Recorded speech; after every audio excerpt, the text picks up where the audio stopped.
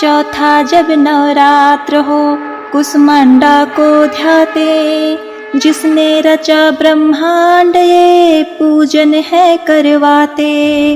आदि शक्ति कहते हैं जिसे अष्टभुजी है रूप, इस शक्ति के तेज से कहीं छाव कहीं धूप। या देवी सर्वभूतेषु कुष्मांडा रूपेण संस्थिता, नमस्तस्यै नमस्तस्यै नमस्तस्यै नमो नमः। जय माता दी। ओम नमः शिवाय। प्रिय भक्तगणों, आज अश्विन माह शुक्ल पक्ष की चतुर्थी तिथि है। आज का दिन सौर मंडल की अधिष्ठात्री माता कुष्मांडा को समर्पित है। आज के दिन स्वच्छ मन से माता कुष्मांडा की कथा का श्रवण करने से रोग शोक नष्ट हो जाते हैं, यश बल सुख समृद्धि की प्राप्ति होती है, मन कर्म वचन में पवित्रता आती है। माता कुष्मांडा रोग नाशिनी है, साथ ही ज्ञान की प्राप्ति होती है तथा बुद्धि कौशल का विकास होता है। तो आज मैं सुना रही हूँ शारदा नवरात्रि में सुनी जाने वाली माता कुष्मांडा की बड़ी ही दुर्लभ तथा पौराणिक कथा। साथ ही हम दुर्गा सप्तशती पाठ का भी श्रवण करेंगे, जिसे कथा में अनिवार्य रूप से सुना जाता है। इस सप्तशती पाठ को सुने बिना कथा का पुण्य फल प्राप्त नहीं होता। तो आप सभी भक्तगण इन कथाओं को बड़ी श्रद्धा तथा प्रसन्न चित्त मन से सुनिएगा। कौशल देश में सुशील नामक एक निर्धन ब्राह्मण रहता था। प्रतिदिन मिलने वाली भिक्षा से वह अपने परिवार का भरण पोषण करता था। उसके कई बच्चे थे। प्रातः काल वह भिक्षा लेने घर से निकलता और सायंकाल लौट आता। देवताओं पितरों तथा माँ दुर्गा अतिथियों की पूजा करने के बाद आश्रित जन को खिलाकर ही वह स्वयं भोजन ग्रहण करता था। इस प्रकार भिक्षा को वह भगवान का प्रसाद समझकर स्वीकार करता। इतना दुखी होने पर भी वह दूसरों की सहायता के लिए सदैव तत्पर रहता था। यद्यपि उसके मन में अपार चिंता रहती थी, तथापि वह सदैव धर्म कर्म में लगा रहता। अपनी इंद्रियों पर उसका पूर्ण नियंत्रण था। वह सदाचारी, धर्मात्मा और सत्यवादी था। उसके हृदय में कभी क्रोध, अहंकार, ईर्ष्या जैसे विकार उत्पन्न नहीं होते थे। एक बार उसके घर के निकट सत्यव्रत नामक एक तेजस्वी ऋषि आकर ठहरे। वे एक प्रसिद्ध तपस्वी थे। मंत्रों और विद्याओं का ज्ञाता उनके समान आसपास दूसरा कोई नहीं था। शीघ्र ही अनेक व्यक्ति उनके दर्शन को आने लगे। सुशील के हृदय में भी उनसे मिलने की इच्छा जागृत हुई और वह भी उनकी सेवा में उपस्थित हुआ। महर्षि सत्यव्रत को प्रणाम कर वह बोला, ऋषिवर, आपकी बुद्धि अत्यंत विलक्षण है। आप अनेक शास्त्रों, विद्याओं और मंत्रों के ज्ञाता हैं। मैं एक निर्धन, दरिद्र और असहाय ब्राह्मण हूँ। कृपया मुझे बताइए कि मेरी दरिद्रता किस प्रकार समाप्त हो सकती है।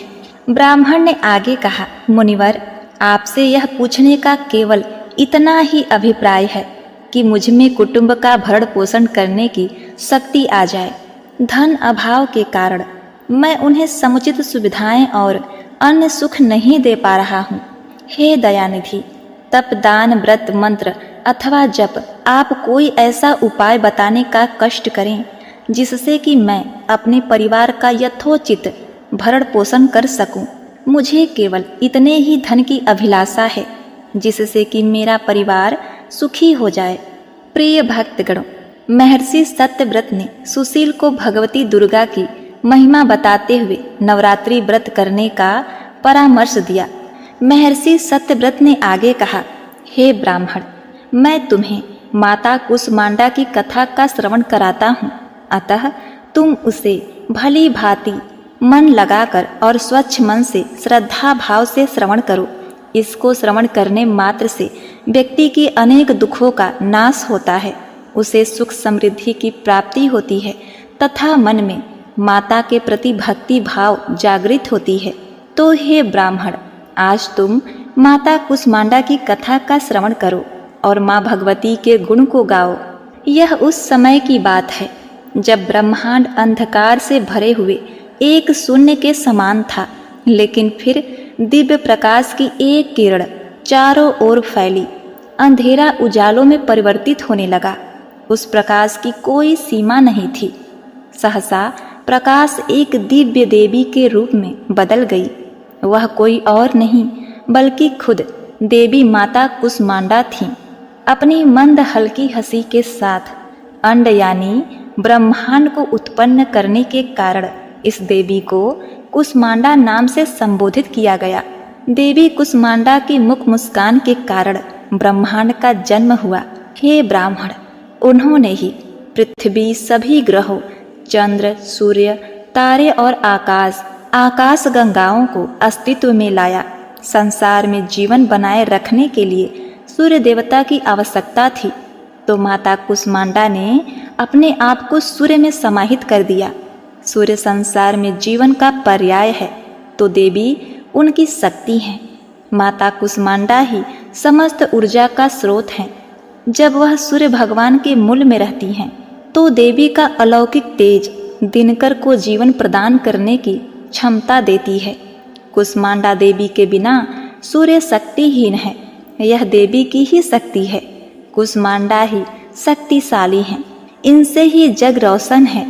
यह केवल एकमात्र ऐसी देवी हैं जो सूर्य मंडल के भीतर के लोक में निवास करती हैं। इनकी पूजा करके व्यक्ति अनेक कष्टों और पापों को दूर कर सकता है। हे ब्राह्मण सुशील, माता कुष्मांडा की स्तुति करने से आयु, यश, शक्ति, बुद्धि होती है और साथ ही सभी रोगों से मुक्ति मिलती है। सभी तरह के नकारात्मक शक्तियाँ दूर हो जाती हैं और सभी तरह की समस्याओं का समाधान होता है। इनकी पूजा करने से सुख, समृद्धि और उन्नति प्राप्त होती है। दुख, विपत्ति और कष्ट से मुक्ति मिलती है। साथ ही ज्ञान की प्राप्ति होती है और बुद्धि कौशल का विकास होता है। आगे महर्षि सत्यव्रत ने माता कुष्मांडा के गुणों का बखान करते हुए कहा कि हे ब्राह्मण, उनका रूप अलौकिक है। माता कुष्मांडा की 8 भुजाएं हैं, इसीलिए ये अष्टभुजा कहलाईं। इसके साथ हाथों में कमंडल, धनुष, बाण, कमल पुष्प, अमृत पूर्ण कलश, चक्र तथा गदा है। 8वें हाथ में सभी सिद्धियों और निधियों को देने वाली जपमाला है। इस देवी का वाहन सिंह है। संस्कृत में कुम्हड़े को कुष्मांडा कहते हैं, इसीलिए इस देवी को कुष्मांडा कहा जाता है। इस देवी का वास सूर्यमंडल के भीतर लोक में है। सूर्य लोक में रहने की शक्ति, क्षमता केवल इन्हीं में है। इसीलिए इनके शरीर की कांति और प्रभा सूर्य के भांति ही चमकती है। इनके ही तेज से 10 दिशाएं अलौकिक हैं। ब्रह्मांड की सभी वस्तुओं और प्राणियों में इन्हीं का तेज व्याप्त है। प्रिय भक्तगणों, इस तरह महर्षि सत्यव्रत ने सुशील को नवरात्रि व्रत करने का परामर्श दिया। सुशील ने सत्यव्रत को अपना गुरु बनाकर उनसे माया बीज नामक भुवनेश्वरी मंत्र की दीक्षा ली। तत्पश्चात नवरात्रि व्रत रखकर उस मंत्र का नियमित जप आरंभ कर दिया। उसने भवानी दुर्गा और माता कुष्मांडा की भक्ति पूर्वक आराधना की। 9 वर्षों तक प्रत्येक नवरात्रि में वह भगवती दुर्गा की माया बीज मंत्र का निरंतर जप करता रहा। सुशील की भक्ति से प्रसन्न होकर 9वें वर्ष की नवरात्रि में अष्टमी की आधी रात को देवी भगवती साक्षात प्रकट हुई और सुशील को उसका अभिष्ट वर प्रदान करते हुए उसे संसार का समस्त वैभव, ऐश्वर्य और मोक्ष प्रदान किया। इस प्रकार भगवती दुर्गा ने प्रसन्न होकर अपने भक्त सुशील के सभी कष्टों को दूर कर दिया और उसे अतुल धन संपदा, मान सम्मान और समृद्धि प्रदान की। प्रेम से बोलिए, जय हो माता कुष्मांडा, जय माता दुर्गा, ओम नमः शिवाय। प्रिय भक्तगणों, अब आइए सुनते हैं माता दुर्गा की दूसरी कथा। बहुत समय पहले की बात है। किसी गांव में एक कुम्हार अपनी पत्नी और अपने 9 माह के बच्चे के साथ रहा करता था। कुम्हार माँ दुर्गा का बहुत बड़ा भक्त था। कुम्हार माँ दुर्गा की प्रतिमा बनाकर उसे बाजार में बेचकर अपनी जीविका चलाता था। कुम्हार और उसकी पत्नी प्रतिदिन माता दुर्गा की पूजा किया करते थे। कहते हैं माता अपने सच्चे भक्तों की परीक्षा अवश्य लेती हैं। एक बार कुम्हार माँ दुर्गा की प्रतिमा बनाने के लिए मिट्टी को अपने पैरों से रौंद रहा था। वह आंखें बंद करके माँ दुर्गा का ध्यान करते हुए मिट्टी को रौंद रहा था। कुम्हार की पत्नी खाना बनाने में व्यस्त थी। वह अपने बच्चे को बाहर चारपाई पर सुला गई थी। अचानक बच्चे की नींद खुल गई। वह बच्चा खेलते खेलते वहां आ गया जहां पर उसका पिता कुम्हार माता दुर्गा के ध्यान में मग्न होकर अपने पैरों से मिट्टी को रौंद रहा था। अचानक कुम्हार का पुत्र उसके पैरों के नीचे आ गया और कुम्हार ने अपने बच्चे को ही अपने पैरों से मिट्टी के साथ रौंद दिया। कुम्हार का पैर और मिट्टी खून से सन गए। अचानक जब बच्चे की माँ भोजन पकाकर बाहर आई तब उसका बच्चा चारपाई पर नहीं मिला। अतः वह अपने पति के पास पहुंची जहां वह मिट्टी को रौंद रहा था। अचानक उसका ध्यान कुम्हार के पैर पर गया। वह कुम्हार के हाथ को पकड़कर मिट्टी से बाहर खींच लेती है। तब जाके कुम्हार अपने होशो हवास में आता है। कुम्हार और उसकी पत्नी मिट्टी को हाथ में लेकर रोने लगे कि मैंने यह क्या कर दिया, अपने ही बच्चे को मार दिया। माँ दुर्गा की प्रतिमा के सामने जाकर रोने गिड़गिड़ाने लगे। कुम्हार बोला कि मैं तो आपके ही ध्यान में था। यदि हमारा बच्चा हमें नहीं मिला तो हम दोनों अपनी जान दे देंगे। माँ दुर्गा दोनों की प्रार्थना सुनकर प्रकट हुई। उसी मिट्टी से एक कुम्हार के बच्चे के जैसा एक पुतला तैयार किया। माता रानी ने अपनी शक्ति से उस पुतले में प्राण डाल दिए। कुम्हार और उसकी पत्नी अपने बच्चे को पाकर बहुत प्रसन्न हुई और माता रानी का जयकारा लगाने लगे। देवी माँ अपने भक्तों की परीक्षा अवश्य लेती हैं। एक बार प्रेम से बोलिए माँ भवानी की जय। ओम नमः शिवाय। जय माँ भवानी। तो आज मैं सुना रही हूँ नवरात्रि में सुने जाने वाली दुर्गा सप्तमी पाठ के प्रथम अध्याय में वर्णित ब्रह्मदेव द्वारा देवी की स्तुति और मधु कैटभ असुर वध की बड़ी ही दुर्लभ तथा पौराणिक कथा। मार्कंडे जी बोले, सूर्य के पुत्र सावर्णी जो 8वें मनु कहे जाते हैं, उनकी उत्पत्ति की कथा विस्तार पूर्वक कहता हूँ, सो सुनो। सूर्य कुमार महाभाग सवर्णिक भगवती महामाया के अनुग्रह से जिस प्रकार मनवंतर के स्वामी हुए वही प्रसंग सुनाता हूँ। पूर्व काल की बात है। सूरथ नाम के एक राजा थे जो चैत्र वंश में उत्पन्न हुए थे। उनका समस्त भूमंडल पर अधिकार था। वे प्रजाजन का अपने पुत्रों की भांति धर्मपूर्वक पालन करते थे। फिर भी उस समय लोकाध्वंसी क्षत्रिय उनके शत्रु हो गए। राजा सूरथ की दंड नीति बड़ी ही प्रबल थी। उनका शत्रुओं के साथ संग्राम हुआ। यद्यपि कोलावंशी संख्या में कम थे तो भी राजा सूरथ युद्ध में उनसे परास्त हो गए। तब वे युद्ध से अपने नगर लौट आए और केवल अपने देश के राजा होकर रहने लगे। समूची पृथ्वी से अब उनका अधिकार जाता रहा, किंतु वहां भी उन प्रबल शत्रुओं ने महाभाग राजा सूरथ पर आक्रमण कर दिया। राजा को कमजोर देखकर उनके दुराचारी मंत्रियों ने राजा की सेना और राजकोष को अपने अधिकार में ले लिया। राजा सूरथ अपने नगर अधिकार को हार कर आखेट के बहाने घोड़े पर सवार होकर वहां से एक भयंकर निर्जन वीरान वन में चले गए। उस वन में उन्होंने संत शिरोमणि महर्षि मेधा का आश्रम देखा। वहां महर्षि मेधा अपने शिष्यों तथा मुनियों से शोभायमान हुए बैठे। वहां कितने ही भयंकर हिंसक जीव सरल शांति भाव से रहते थे। राजा सूरथ ने महर्षि मेधा को दंडवत प्रणाम किया और महर्षि ने भी उन्हें बड़े प्रेम भाव से उचित सत्कार किया। राजा सूरथ महर्षि के आश्रम में कुछ समय तक रुके। अपने नगर की मोहनजित आकर्षण से राजा अपने मन में सोचने लगे कि पुराने काल में पूर्वजों ने जिस नगर का पालन पोषण किया था वह आज मेरे अधिकार से छूट गया। मेरे दुष्ट एवं दुराचारी मंत्री मेरे नगर की अब पहले जैसे धर्म से रक्षा नहीं करते होंगे। मेरे मुख्य हाथी जो सदा मद की बारिश करने वाला और परम प्रतापी सूरवीर था, मेरे दुश्मनों के वश में होकर न जाने किस तरह दुख भोग रहा होगा।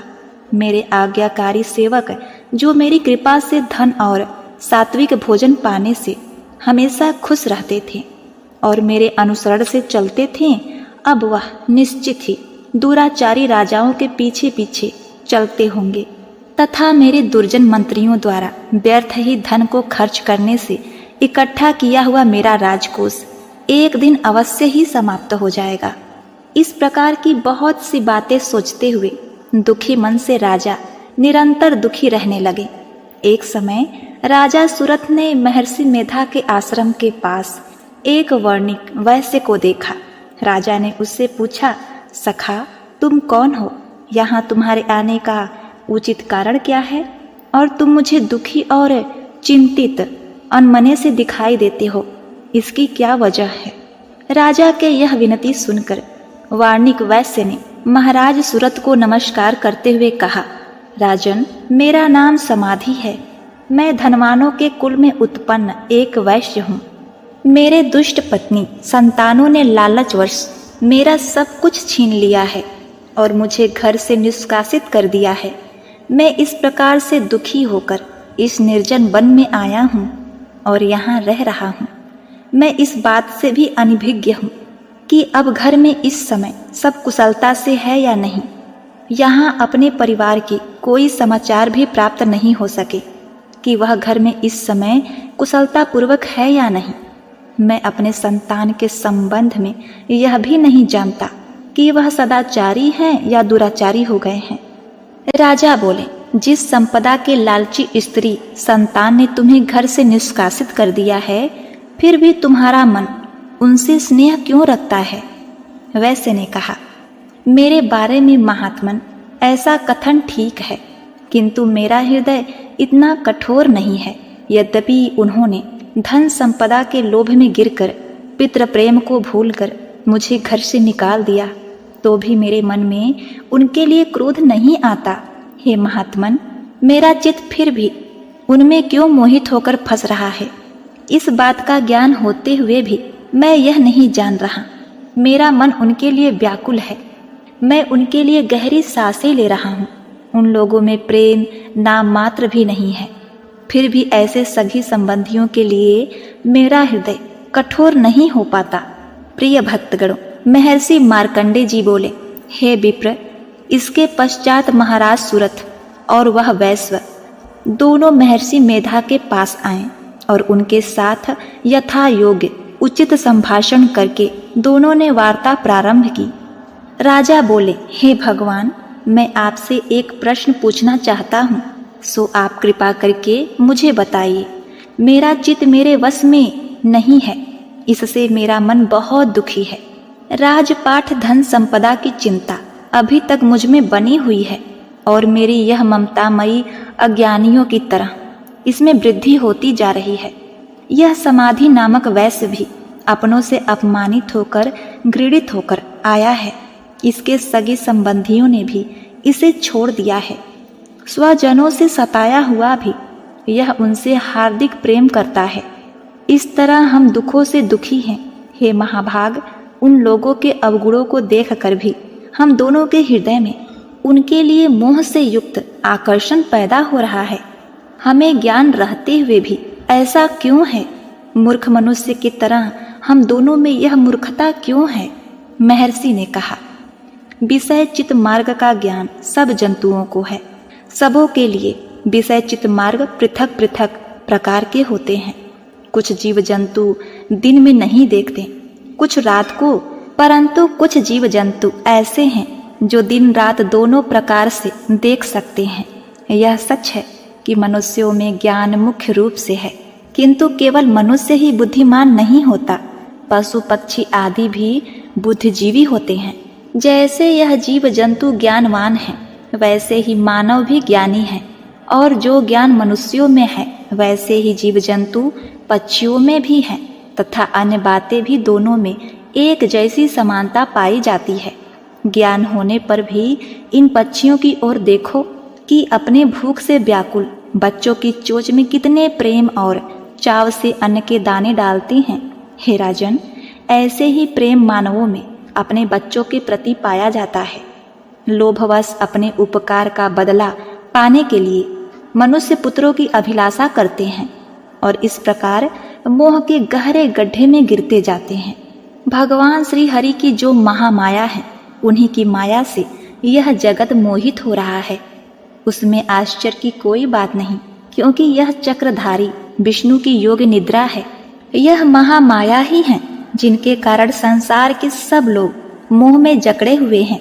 यही महामाया जगत अंबिका देवी ज्ञानियों के चित्त को बलपूर्वक खींचकर मोह में डाल देती हैं और उसी के द्वारा चकराकर ब्रह्मांड की उत्पत्ति होती है।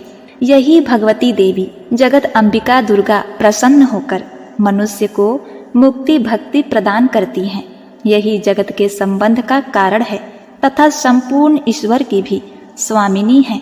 राजा ने पूछा, भगवान, यह महादेवी कौन है जिसको आप महामाया देवी कहते हैं? हे भगवान, वह कैसे प्रकट हुई? इसका कार्य क्या है?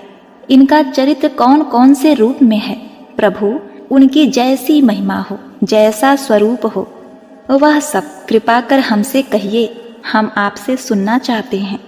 महर्षि मेधा बोले, राजन, वह महादेवी तो नित्यम स्वरूपा है। उनके द्वारा यह संसार सागर रचा गया है। उनका प्राकाट्य अनेक प्रकार से होता है। वह सब आप मुझसे सुनो। वह देवताओं और सत्पुरुषों का कार्य सिद्ध करने के लिए उत्पन्न होती हैं। उस समय वह प्रकाट्य रूपी जगत अंबिका कहलाती हैं।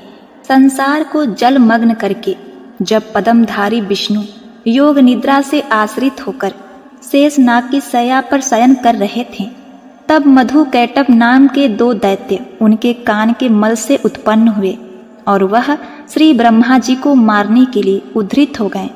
ब्रह्मा जी ने जब दोनों दैत्यों को अपनी ओर आते देखा और चक्रधारी विष्णु योग निद्रा से आश्रित होकर और भगवान को सोए देखा, तो वह उस समय श्री हरि के जगाने के लिए उनके नेत्र कमल में निवास करने वाली योग निद्रा का करुणा भाव से स्तुति करने लगे।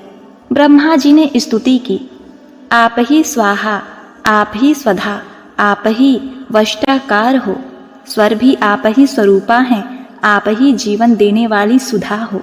नित्य अक्षर प्रण में आकर उकार मकार इन तीनों मात्राओं के रूप में आप ही स्थिर हो।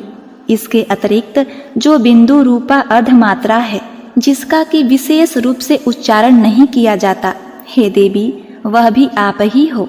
संध्या सावित्री तथा परम जननी आप ही हो। आप इस विश्व को धारण करने वाली हो।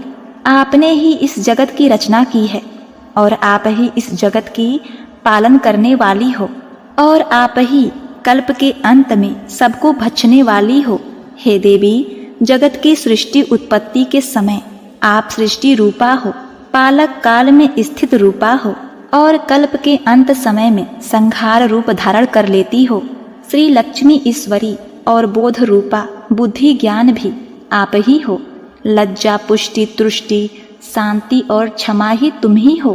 तुम खड्ग धारण करने वाली, शूल धारण करने वाली तथा गदा चक्र शंख और धनुष धारणी हो। बाण भुसंडी और परिघ यह भी तुम्हारे ही अस्त्र और शस्त्र हैं। आप सौम्य और सौम्य रूपा हो। यही नहीं बल्कि जितना भी सौम्य रूप तथा सुंदर वस्तुएं इस जगत में हैं, उन सबसे उत्तम सुंदर आप हो। पर और अपारा सबसे परा रहने वाली सुंदर आप ही हो। हे सर्वरूपे महादेवी, जो भी सत्य असत्य पदार्थ है और उनमें जो शक्ति है, वह आप ही हो। ऐसी स्थिति में भला तुम्हारी स्तुति करने में कौन सक्षम है? इस संसार की सृष्टि, पालन पोषण और संहार करने वाले जो भगवान पद्मधारी श्री हरि हैं, उनको भी जब तुमने निद्रा के आश्रित कर दिया है, तो फिर तुम्हारी स्तुति करने में कौन सक्षम हो सकता है? मुझको श्री हरि तथा भगवान महादेव को शरीर धारण करने वाली आप ही हो। तुम्हारी स्तुति करने की सामर्थ्य किसमें है? हे महादेवी, तुम तो अपने इस उद्धार भाव से ही प्रशंसनीय हो। मधु और कैटभ जो महाभयंकर दैत्य हैं, इनको मोह में डाल दो और चक्रधारी भगवान विष्णु को भी जल्दी जागृत कर दो और उनमें इनको मार डालने की बुद्धि ज्ञान भी उत्पन्न कर दो। जय जगत जननी माँ अम्बे भवानी। ओम नमः शिवाय। प्रिय दर्शकों, प्रथम अध्याय का पाठ समाप्त होता है। दुर्गा सप्तमी पाठ का दूसरा अध्याय। महर्षि मार्कंडे बोले, प्राचीनतम काल में देवताओं और दैत्यों से पूरे 100 वर्षों तक घोर संग्राम हुआ। उसमें दैत्यों का राजा महिषासुर था और देवराज इंद्र देवताओं के स्वामी थे। इस युद्ध में देवताओं की पराजय हो गई थी और इस प्रकार समस्त देवताओं पर विजय प्राप्त कर महिषासुर इंद्र बन गया था। महायुद्ध के पश्चात पराजित हुए देवता प्रजापति ब्रह्मा को साथ लेकर वहां आ पहुँचे, जहां पर कि भगवान महादेव विराजमान थे। देवताओं ने अपनी पराजय का सारा हाल भगवान पद्मश्री श्री विष्णु और शंकर जी को कह सुनाया। देवता बोले, हे प्रभु, महिषासुर सूर्य, इंद्र, अग्नि और वायु, चंद्र, यम, जल तथा अन्य देवताओं के सारे अधिकार छीनकर उनका स्वामी बनकर बैठा है। उसने सारे देवताओं को स्वर्ग से निष्कासित कर दिया है। इस समय वे मानवों की तरह भूमि पर विचरण कर रहे हैं। दैत्यों की सारी असहनीय करतूत हमने आपको सुना दी है और आपकी शरण में यहाँ उपस्थित हुए हैं कि आप उनके वध का कोई विचार करें। देवताओं की बातें सुनकर पद्मधारी भगवान विष्णु और महादेव शंकर जी ने दैत्यों पर बड़ा क्रोध दिखाया तो उनकी भ्रुकुटी तन गई और नेत्र रक्तवर्ण हो गए। क्रोध में भरे हुए भगवान विष्णु के श्री मुख से बड़ा भारी तेज पुंज प्रकट हुआ और उसी प्रकार का तेज भगवान शिव शंकर जी, ब्रह्मा जी और इंद्र आदि दूसरे देवताओं के मुख से तेज उत्पन्न हुआ। फिर वह सारा तेज एक रूप में मिल गया और तेज का एक पुंज ऐसे दिखता था जैसे कि जाजो ज्वलमान विशाल पर्वत हो। देवताओं ने देखा कि उस पुंज की ज्वाला चारों ओर प्रकाशमान हो रही थी और देवताओं के शरीर से उत्पन्न उस तेज पुंज की किसी अन्य तेज पुंज से तुलना नहीं जान पड़ती थी। एक स्थान पर इकट्ठा होने पर वह तेज पुंज एक महान शक्ति, एक स्त्री के रूप में बदल गया और अपने प्रकाश की चकाचौंध से तीनों लोकों में व्याप्त जान पड़ा। वह भगवान महादेव शंकर जी का तेज था, जिससे देवी का मुखमंडल प्रकट हुआ। यमराज के मुंह से उनके शीश के बाल बने। भगवान श्रीहरि के तेज से उनके अनेक भुजाएं बनी। चंद्रमा के तेज से दोनों नितंब और इंद्र के तेज से मध्य भाग तथा वरुण के तेज से जंघाएं और पिंडलियों का प्रादुर्भाव हुआ। पृथ्वी के तेज से रसायन पाद नितंब भाग बना और ब्रह्मा के तेज से दोनों चरण पद और सूर्य के तेज से उनके अनेक उंगलियां पैदा हुईं और वसुओं के तेज से हाथों की अनेक उंगलियां एवं कुबेर के तेज से नासिका बनी।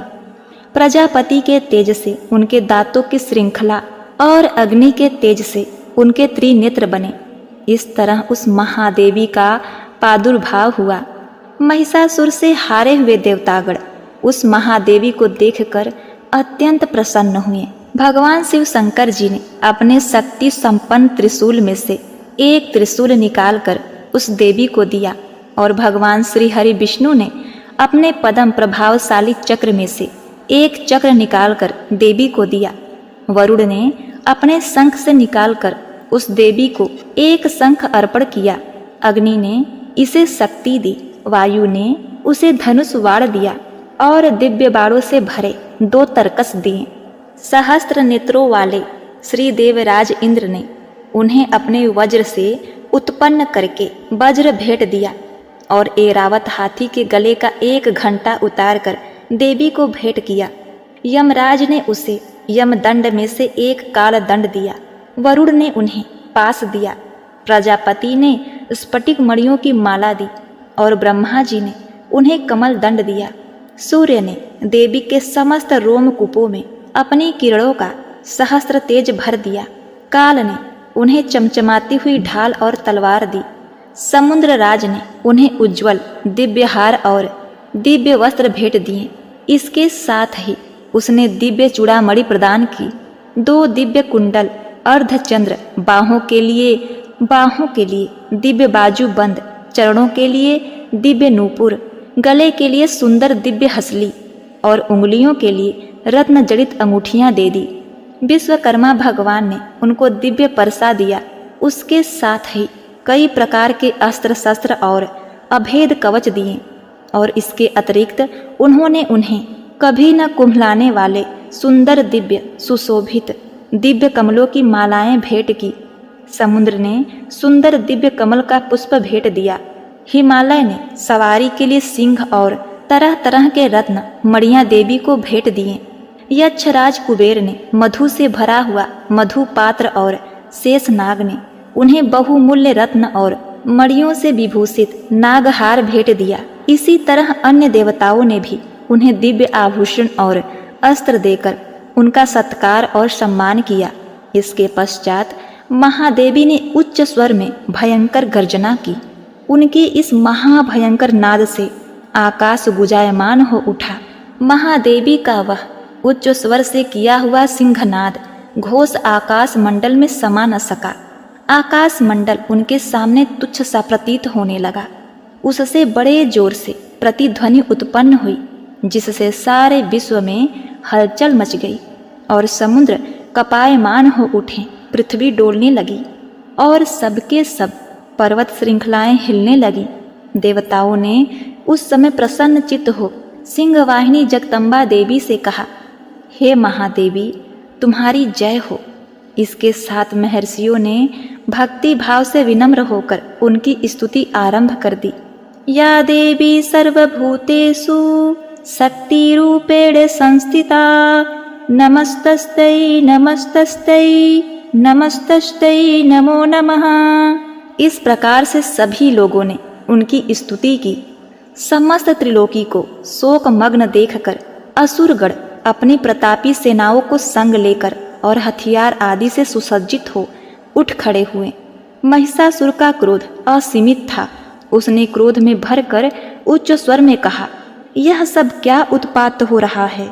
फिर वह अपनी प्रतापी सेना के संग उस ओर दौड़ा जिस ओर से भयंकर उच्च घोष नाद का शब्द सुनाई दिया था, और आगे पहुंचकर उसने महादेवी को देखा, जो कि अपनी प्रभा से त्रिलोक को प्रकाशित कर रही थी। उनके पावन चरणों के भार से पृथ्वी दबी जा रही थी।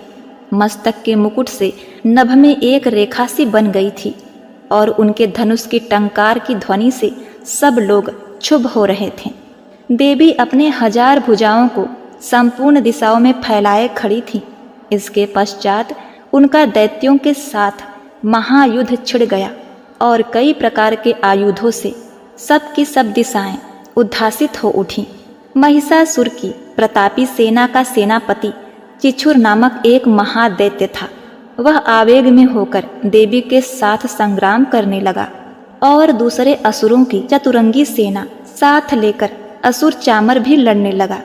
60,000 महारथियों को साथ लेकर उदग्र नामक महादैत्य आकर संग्राम करने लगा और महाहनु नामक दैत्य 1 करोड़ रथियों को साथ लेकर युद्ध करने लगा। असिलोमा नामक असुर 5 करोड़ सैनिकों को साथ लेकर महायुद्ध करने लगा। वाष्पकाल नामक असुर 60 लाख असुरों के साथ युद्ध में आ डटा। बिडाल नामक असुर 1 करोड़ रथियों सहित लड़ाई को तैयार था। इन सब के अतिरिक्त और भी हजारों दैत्य असुर हाथी और अश्व साथ लेकर लड़ने लगे। इन सब के पश्चात महिषासुर करोड़ों रथों, हाथियों और अश्वों सहित वहां आकर महादेवी के साथ महायुद्ध करने लगा। कई शक्तियां फेंकने लगे और कोई अन्य नाना प्रकार के अस्त्र आदि। उनके पश्चात सबके सब दैत्य असुर अपनी अपनी तलवारें हाथों में लेकर भगवती की ओर दौड़े और उन्हें मार डालने का प्रयास करने लगे। मगर देवी ने गुस्से से भरकर खेल ही खेल में उनके सब अस्त्र शस्त्रों को काट दिया।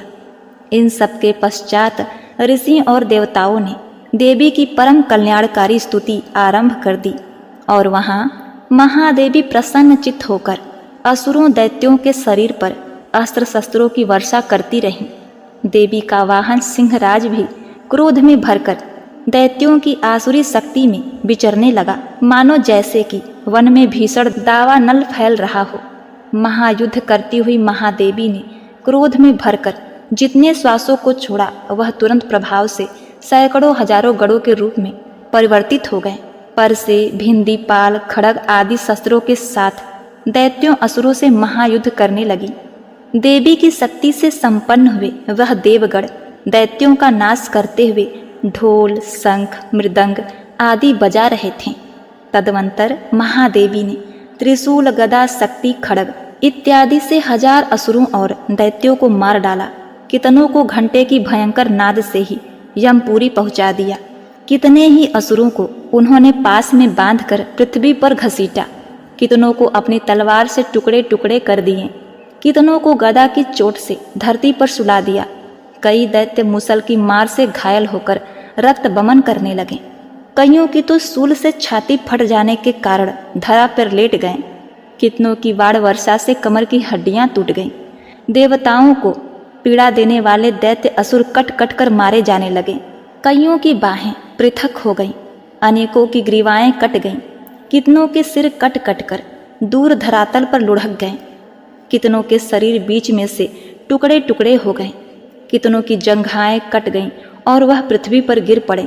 अनेकों के तो शीश व पांव के कटने पर भी पुनः भूमि पर से उठ खड़े हुए और शस्त्र हाथ में लेकर महादेवी से लड़ने लगे। और कई दैत्यगण भूमि में बाजों की ध्वनि के साथ नाच रहे थे। कई असुर जिनके शीश कट चुके थे किंतु बिना शीश के धड़ से ही हाथ में शस्त्र लिए हुए लड़ रहे थे। दैत्य रह रहकर ठहरो ठहरो कहते हुए देवी को महायुद्ध के लिए ललकार रहे थे। यहाँ पर यह घोर महासंग्राम हुआ था। वहाँ की भूमि रथ, हाथी, अश्व और असुरों दैत्यों के मृत शरीरों से भर गई और असुर सेना के बीच में रक्तपात होने के कारण रक्त की नदियां बह रही थी। और इस तरह देवी ने असुरों की विशाल सेना को पल भर में इस तरह से नष्ट कर डाला जैसे तिनका घास के बड़े समूह को अग्नि नष्ट कर देती है।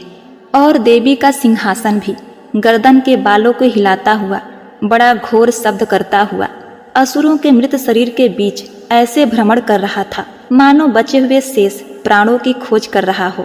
वहां देवी के गणों ने जब दैत्यों के साथ युद्ध किया तो देवता प्रसन्न चित्त होकर आकाश मंडल से उन पर पुष्प वर्षा करने लगे और बोलने लगे, जय हो महादेवी, जय माँ भवानी, जय माँ दुर्गा, जय माँ अंबिका, ओम नमः शिवाय। द्वितीय अध्याय समाप्तः इति। दुर्गा सप्तशती का तीसरा अध्याय। महर्षि मेधा ने आगे कहा, महिषासुर की सेना नष्ट होती देखकर उस सेना का सेनापति चिछुर क्रोध में भरकर देवी के साथ युद्ध करने के लिए आगे बढ़ा। वह देवी पर इस प्रकार बाणों की वर्षा करने लगा मानो सुमेरु पर्वत पानी की धारा बरसा रहा हो। इस प्रकार देवी ने अपने बाणों से उसके बाणों को काट डाला तथा उसके घोड़े व सारथी को मार दिया। उसके धनुष और उसके अत्यंत ऊंची आवाज को भी काट कर नीचे गिरा दिया। उसका धनुष कट जाने के पश्चात उसके शरीर के अंगों को भी अपने बाणों से बिध दिया। धनुष, घोड़े और सारथी को नष्ट हो जाने पर वह असुर ढाल और तलवार लेकर देवी की ओर आया। उसने अपनी क्षीण धारा वाली तलवार से देवी के सिंह के मस्तक पर प्रहार किया और बड़े ही वेग से देवी की बाईं भुजा पर वार किया, किंतु देवी की बाईं भुजा को छूते ही वह दैत्य की तलवार टूटकर 2 टुकड़े हो गई। इससे दैत्य ने क्रोध में भरकर शूल हाथ में लिया और उसे भद्रकाली देवी की ओर फेंका। देवी की ओर आता हुआ वह शूल आकाश से गिरते हुए सूर्य के समान प्रज्वलित हो उठा। उस शूल को अपनी ओर आते देखकर देवी ने भी शूल छोड़ा और महाअसुर के शूल के 100 टुकड़े कर दिए और साथ ही महाअसुर के प्राण भी हर लिए। चिछुर के मरने पर देवताओं को दुख देने वाला चामर दैत्य हाथी पर सवार होकर देवी से लड़ने के लिए आया। उसने आने के साथ ही शक्ति से प्रहार किया, किंतु देवी ने अपनी हुंकार से ही उसे तोड़कर पृथ्वी में डाल दिया। शक्ति को टूटा हुआ देखकर दैत्य ने क्रोध में लाल होकर शूल को चलाया, किंतु देवी ने उसको भी काट दिया। इतने में देवी का सिंह उछलकर हाथी के मस्तक पर सवार हो गया और दैत्य के साथ बड़ी ही तीव्र युद्ध करने लगा। फिर वह दोनों लड़ते हुए हाथी पर से पृथ्वी पर आ गिरे और दोनों बड़े क्रोध से लड़ने लगे।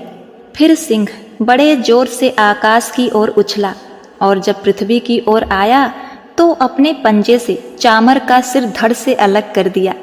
क्रोध से भरी हुई देवी ने शिला और वृक्ष आदि की चोट से उदग्र को भी मार दिया। कराल को दांतों, मुक्कों और थपेड़ों से चूर्ण कर डाला। क्रुद्ध हुई देवी ने गदा के प्रहार से उद्धृत दैत्य को मार गिराया। भिंदी पाल से वाष्पकल को, बाड़ों से ताम्र तथा अंधक को मौत के घाट उतार दिया। तीनों नेत्रों वाली परमेश्वरी ने त्रिशूल से उग्रास्य, उग्रवीर्य और महाहनु नामक राक्षसों को मार गिराया। उसने अपनी तलवार से बिडाल नामक दैत्य का सिर काट डाला तथा अपने वाड़ों से दुर्धर और दुमुख राक्षसों को यमलोक पहुंचा दिया। इस प्रकार जब महिषासुर ने देखा कि देवी ने मेरी सेना को नष्ट कर दिया है, तो वह भय से का रूप धारण कर देवी के गढ़ों को दुख देने लगा। उन गढ़ों में कितनों को उसने मुख के प्रहार से, कितनों को खुरों से, कितनों को पूंछ से, कितनों को सिंघों से, बहुतों को दौड़ने के बेग से, अनेकों को सिंहनाद से, कितनों को चक्कर देकर और कितनों को श्रावस वायु के झोंकों से पृथ्वी पर गिरा दिया। वह दैत्य इस प्रकार गढ़ों की सेना को गिराकर देवी के सिंह को मारने के लिए दौड़ा। इस पर देवी को बड़ा गुस्सा आया। उधर दैत्य भी क्रोध में भरकर धरती को खुरों से खोदने लगा तथा सिंहों से पर्वतों को उखाड़ उखाड़ कर धरती पर फेंकने लगा और मुख से शब्द कहने लगा। महिषासुर के वेग से चक्कर देने के कारण पृथ्वी क्षुभ होकर फटने लगी। उसकी पूंछ से टकराकर समुद्र चारों ओर फैलने लगा।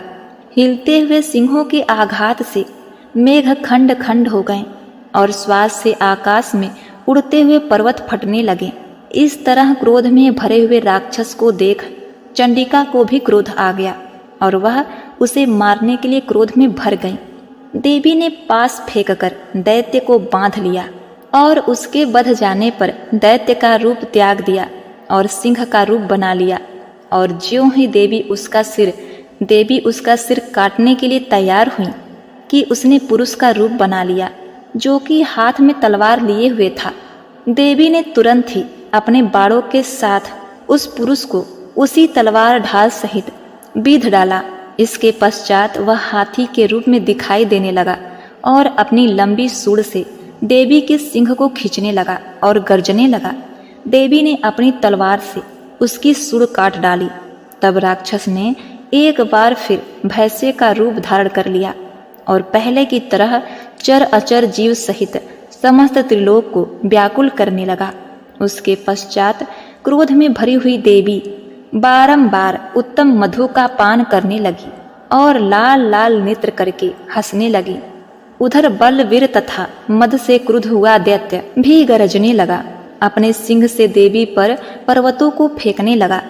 ओ मूढ़, जब तक मैं मधुपान कर रही हूँ तब तक तू गरज ले और उसके पश्चात मेरे हाथों तेरी मृत्यु हो जाने पर देवता गरजेंगे। आगे महर्षि मेधा ने कहा। यूं कहकर देवी उछलकर उस दैत्य पर जा चढ़ी और उसको अपने पंजे से दबाकर शूल से उसके गले पर आघात किया। देवी के पैर से दबने पर भी दैत्य अपने दूसरे रूप से अपने मुख से बाहर होने लगा। अभी वह आधा ही बाहर निकला था कि देवी ने अपने प्रभाव से उसे रोक दिया। जब वह आधा निकला हुआ ही दैत्य युद्ध करने लगा तो देवी ने अपनी तलवार से उसका सिर काट दिया। इसके पश्चात सारी राक्षस सेना हाहाकार करती हुई वहां से भाग खड़ी हुई और सब देवता अत्यंत प्रसन्न हुए तथा ऋषिगण महर्षियों सहित देवी स्तुति करने लगे। गंधर्वराज गान करने तथा अप्सराएं नृत्य करने लगी। एक बार प्रेम से बोलिए जय माँ भवानी, ओम नमः शिवाय, जय माता दुर्गा। तृतीय अध्याय समाप्तः इति। प्रिय भक्तगणों, उम्मीद करती हूँ आज की यह कथा आपको अत्यंत पसंद आई होगी। अगर आपको यह कथा पसंद आई है तो आप हमारे चैनल को लाइक शेयर सब्सक्राइब कीजिएगा।